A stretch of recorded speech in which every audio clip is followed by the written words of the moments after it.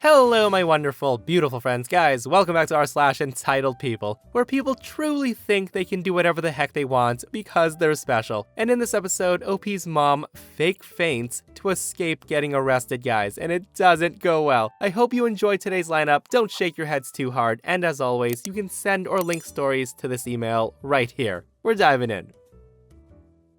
So my boyfriend had a little accident at work today, and he needed some stitches. While we're waiting at the ER, we see a car pull up and stop right at the entrance. We assumed they had someone in the car and just wanted to drop them off. Well, guess what? It was a Karen, and she was alone in the car. The woman then gets out and waddles inside. A nurse filling the paperwork with us shouts at her, "Hey, you can't park there, that's for ambulances bringing in emergencies." To which Karen responds, "I'll just be a minute, I just have a few questions." While she said that, she kept walking, and the nurse says, "Hey, that's for ambulances only. Seriously, you need to park your car away from there." Hearing the nurse say that, Karen just waves her hands, like she's swatting away an annoying fly, and she just starts to walk faster. Now, the nurse suddenly talked in a very hushed voice so that only we could hear her, but Karen couldn't. The nurse says, "We have our own tow car, and it can be here in 2 to 3 minutes. If you don't move your car, it's gonna be gone by the time you return." The nurse then winked at us and said, "Hey, you both heard me warning her, right?" I say to her, "Yes, loud and clear. You warned that she would get towed." The nurse then called security on the radio, and within 2 minutes, they were there hooking her car up. About 15 minutes later, we were still waiting when suddenly I hear a screech. It was Karen, and Karen was screaming, "You bitch! Where's my car? I have places to be." The nurse says to her, "Security's on their way. They'll explain to you where it is." Karen responds, "They better bring my car or I will call the police for theft." Now, the nurse, seeing that security was almost behind her, told Karen, "I was calling after you, telling you that you can't park there. This is for emergency vehicles only. But you ignored me even when I shouted after you that you will be towed, and that this is going to be an expensive mistake."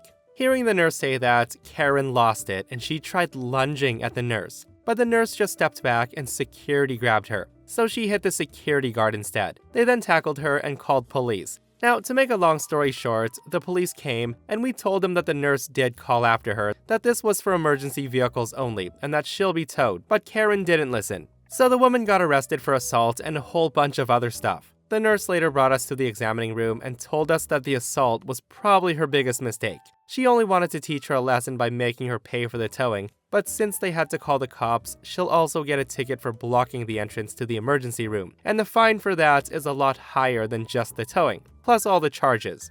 Yeah guys, I have no idea why that woman thought that attacking a nurse in a hospital was a good idea. But that's the mind of a Karen for you guys though, right? Illegally park, choose to ignore warnings, get your car towed, and then attack the person who got you towed because it inconveniences you.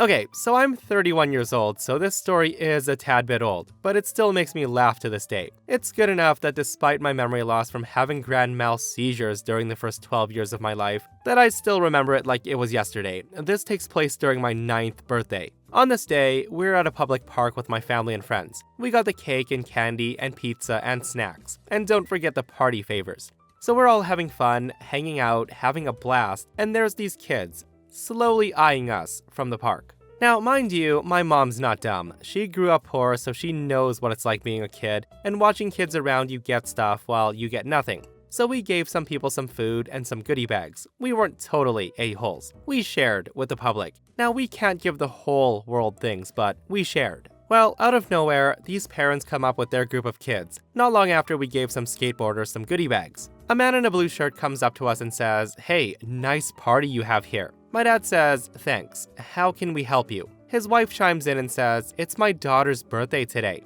To which my mom says, "Well, happy birthday. Would you like some cake?" Hearing my mom say that, the little girl looks like she simply wants cake, and so do her friends. My sisters and friends are more than willing to welcome them to join us, but Mommy Dearest and her Karen gang aren't gonna let that happen until they put my mom in her place. All of a sudden, the Karen says, "She won't be having cake. Not until you understand how disrespectful it is to come to a public park and eat like this in front of others." My grandmother gets up and says, excuse me?" Karen looks at her and says, "Well, my daughter is hungry." And my sister says to her, "Didn't we just offer you guys cake?" Karen says, "That doesn't matter. You guys can't just come to the park and eat like cretins while my children starve." My mom tells her, then bring food. It's a public park. I'm here having a birthday party for my daughter, and I've given plenty of food to children already. I can't be held responsible for the fact that you aren't trying to feed your kids. Look, I offered your starving daughter cake, and you continued to let her starve. So who's the disrespectful one now? The Karen all of a sudden makes the face like we just smacked her.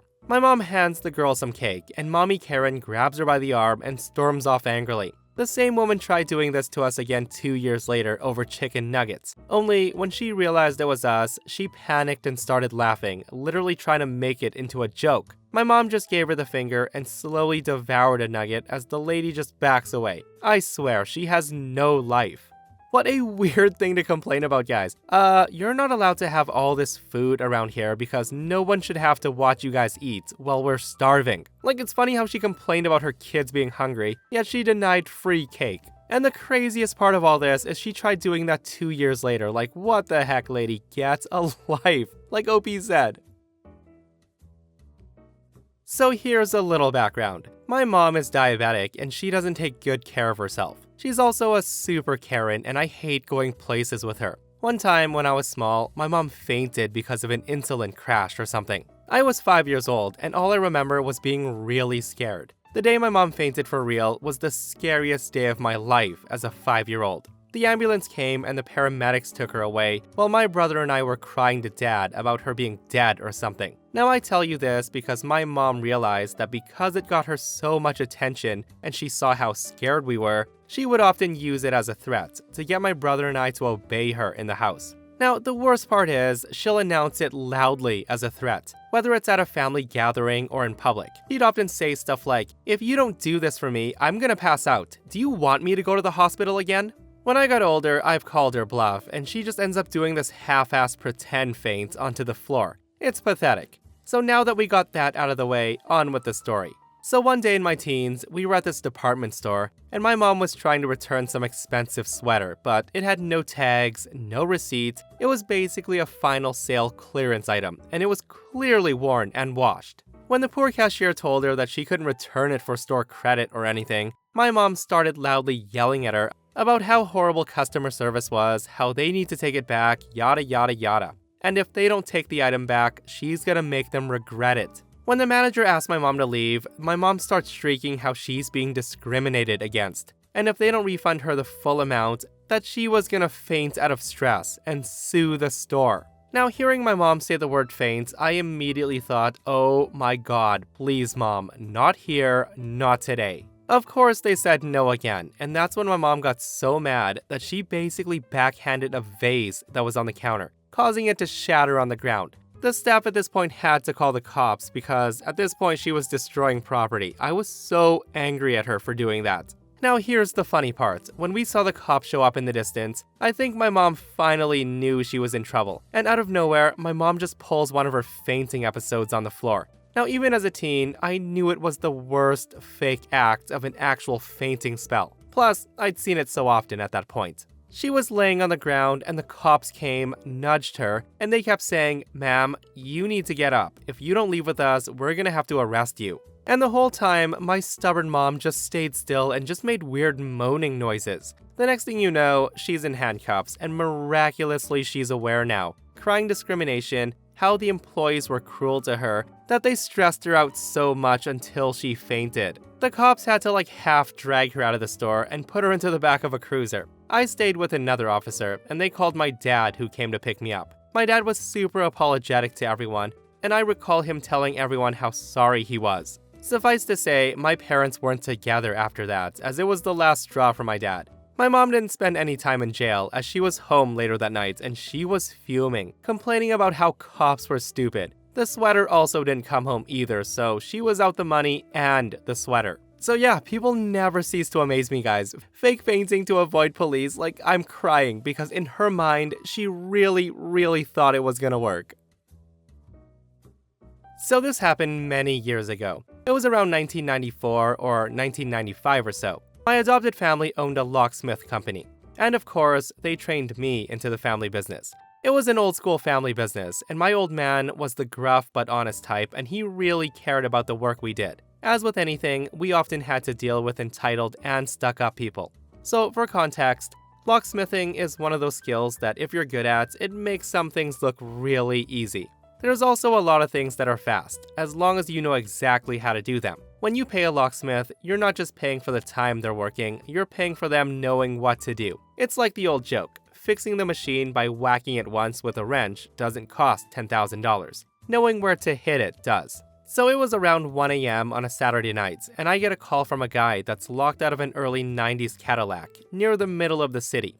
I quote him $125 to unlock the car, and tell him that I could be there in less than an hour. The guy agrees, and he tells me to come down. I managed to be on site in a little more than 30 minutes, despite a decent storm going on.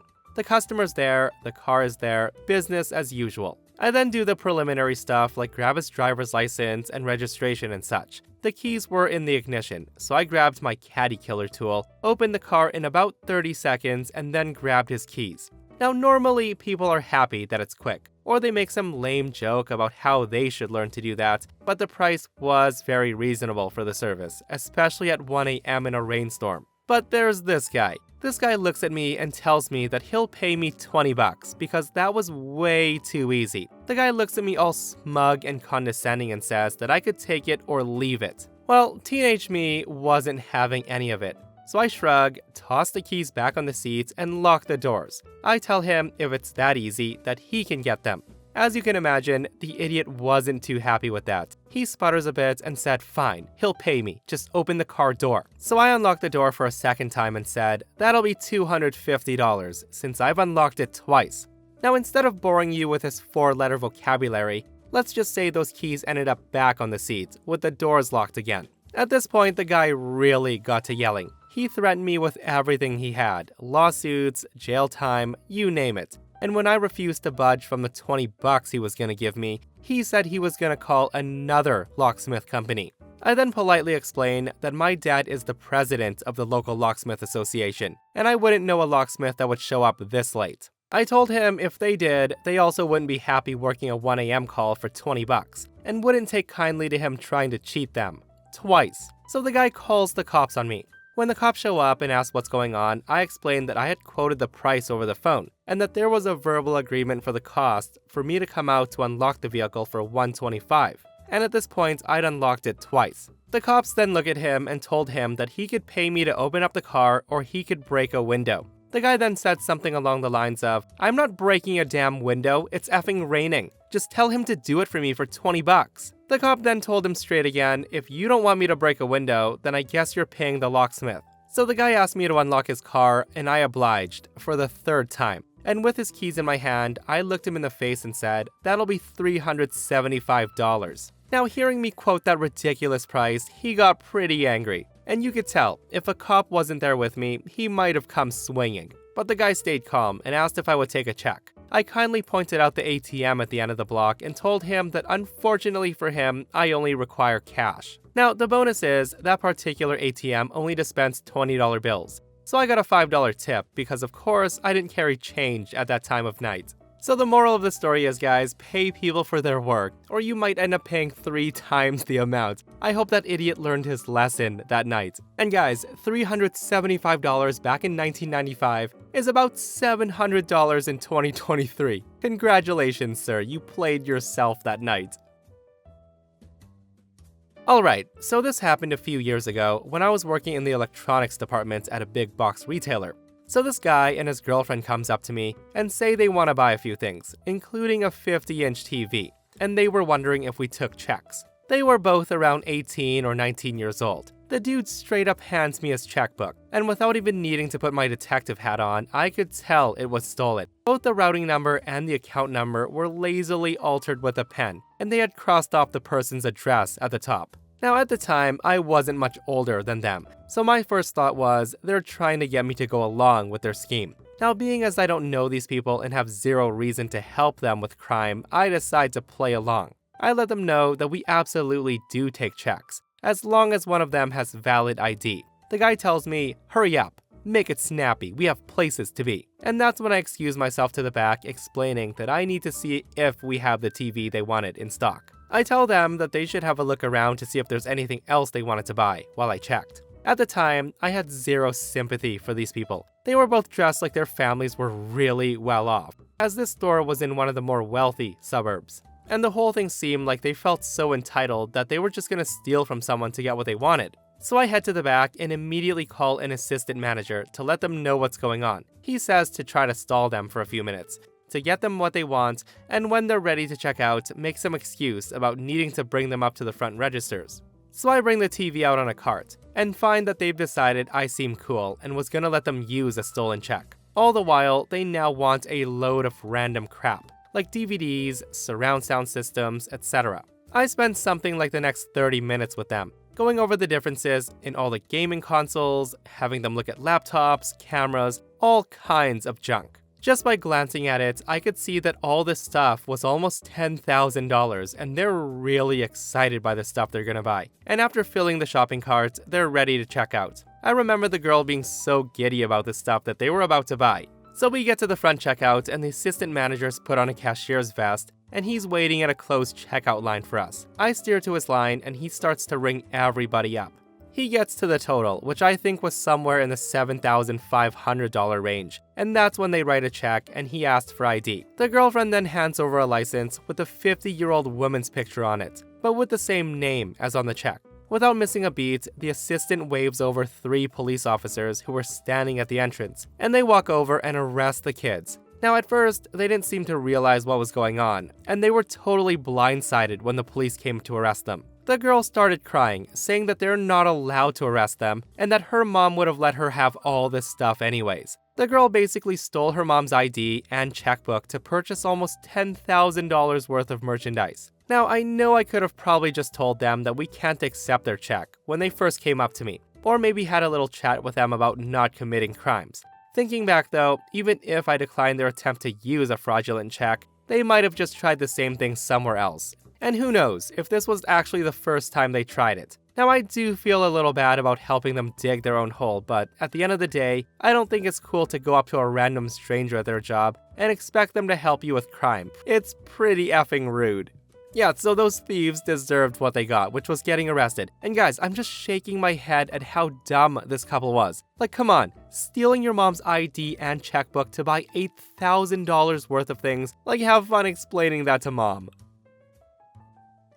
So this story isn't really about an entitled person, but I do hope you get a good laugh out of it. A few years ago, I was shopping for a new car. I found one online that was selling for $800. So I go and check the car out with my mechanic buddy. I'm not expecting much, truth be told. An $800 car is an $800 car. I am surprised, however, to find that that $800 car is actually in pretty good condition. So I asked the seller why it's $800. The guy tells me I think there's a transmission problem. It's about $2,000 to fix or more. So we take it for a test drive. The car keeps jerking when accelerating, and I'm thinking this could be any number of problems. But afterwards, my mechanic buddy lets me know that he thinks it's something more trivial than a transmission problem, like a 10-minute fix, maybe. Now, I don't want to be dishonest, so I say, hey, I don't think it's as bad as you think. I would hate to buy this for such a low price if the problem is more minor than that. Would you mind if my buddy who's a mechanic here takes a look?